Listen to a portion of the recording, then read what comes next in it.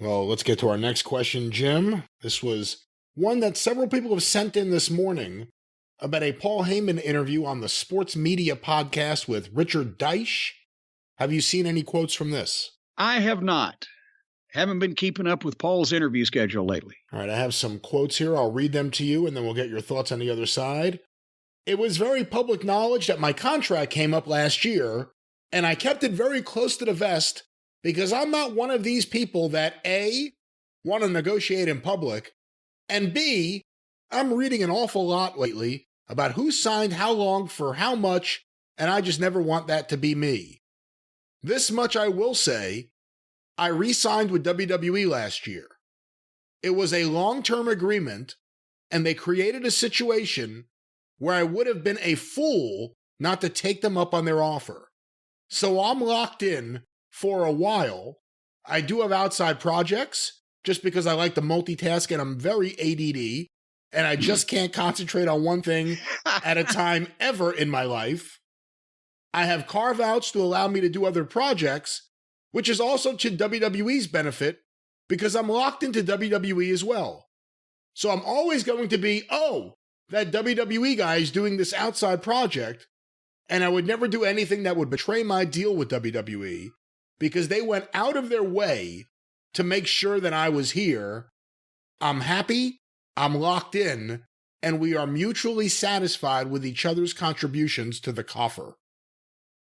What are your thoughts on Paul Heyman announcing that he has signed a long-term agreement that makes it sound like they went out of their way to make him happy with WWE? Well, you know what this means? They're firing him next month. I mean, that's the only thing it can mean. There's too much love in the air. No, I'm happy to hear all of that. And think about this. Why would it be anything different? Paul Heyman is one of the keys for getting Brock Lesnar and or Roman Reigns over in the positions that they're in. He is able to help, I assume, when asked or when, asked to volunteer an opinion or a suggestion or whatever.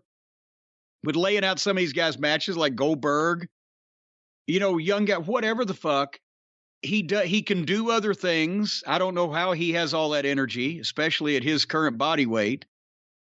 But he can do other things that he wants. He's making a shit ton of money. He doesn't mind. He wants to work in that environment and travel all over the world and wear suits and do all that shit. So bless him.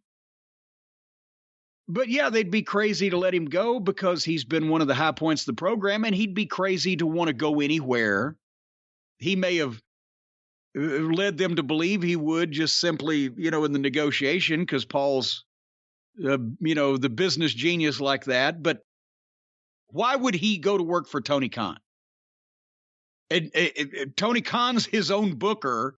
If he even had Heyman, he wouldn't let Heyman book that shit. Because he can't not, because it's his lifelong dream. And so he's not going to let anybody who knows what they're doing do that job. So then Heyman would be a talent on television.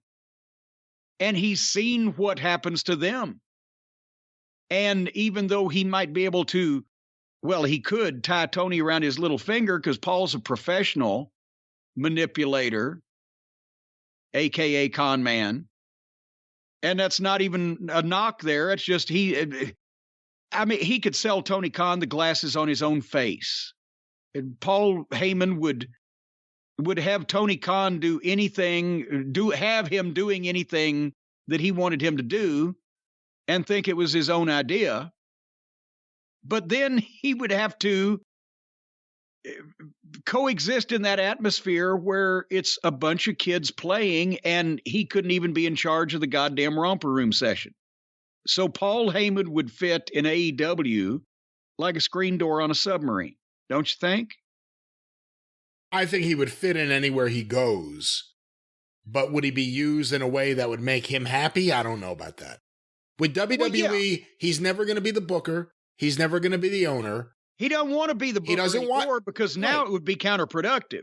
But he gets to work with his guys, and his segments tend to be better because of it. Would he have all of that freedom, and what would he be in the middle of with AEW? And quite frankly, I think some guys still question the long-term viability of AEW, despite Tony's fandom. He's got a lot of things on his plate. He's somewhat frantic to begin with. So I think even if AEW is here for a long time, people still don't know what it's going to be in 3 years, 5 years. With WWE, there is, whatever we talk about with Vince selling the company or whoever will own it, you don't fear it's going away. There's a certainty that the WWE in some form, in some fashion, will exist as an entity for quite some time to come. It's what you're saying, right? That's what I'm saying. And Paul lives in the Northeast. But the other side, we're not saying it's Tony Khan's stroke will determine how long AEW lasts. Tony Khan gets bored with wrestling, AEW is done. Tony Khan will never get bored with wrestling. Tony Khan will have a stroke, heart attack, brain aneurysm, or nervous breakdown or mental episode from the workload and the stress and the insanity of what he's trying to do when he's not really capable of it to begin with, and he adds more to his plate, and the years roll on, and there you go. But again, Heyman's too smart to ever want to book anything ever again, because right now that's the thing. Paul can lie and spin and manipulate and work and con and do the whole 9 yards and get out of anything. It's sort of like Lawler. Lawler being the Teflon king, nothing sticks to him. He flirted with TNA, Heyman did, and basically told Dixie, well, give me a piece of the ownership in the company and I'll turn it around for you, knowing that that was the one thing she would never give up at that point in time, because that way he'd be a babyface. His hands were clean. I tried, but they wouldn't give me the deal I wanted, because he knew not anything related to Paul's booking talent, lack thereof, or whatever. In that company, in that environment, even he could not turn it around and save it and rectify it and make it what it should be, because Dixie was still involved and all of the goofs that she'd put in charge of shit, and or just the things they didn't have in the company to begin with. So he got out of that, and everybody, he was the babyface. People think that he's the mad scientist and the genius. The fans, I mean. The bad personal interactions he's had in business with his ECW wrestlers didn't register with people as much as they still have the thought, wow, that was so great, he was the booking genius.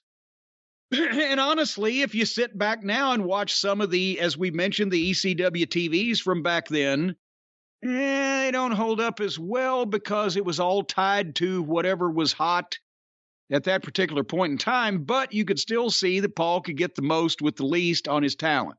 Yeah, as a booker, he could accentuate people's strong points. As a booker, his best work may have actually been on SmackDown, not ECW, as a booker. Yeah. But if he did anything now, because there's no situation where he would be in complete control again, and that means that he wouldn't be able to fucking probably help in a large way any of the product today, anywhere past what he's doing in WWE right now, behind the scenes. You don't really know what he's got his fingers on and what he doesn't. So as long as he doesn't book anything, besides he's fucking almost 60. What is he? 4 years younger than me? 4 or 5, whatever.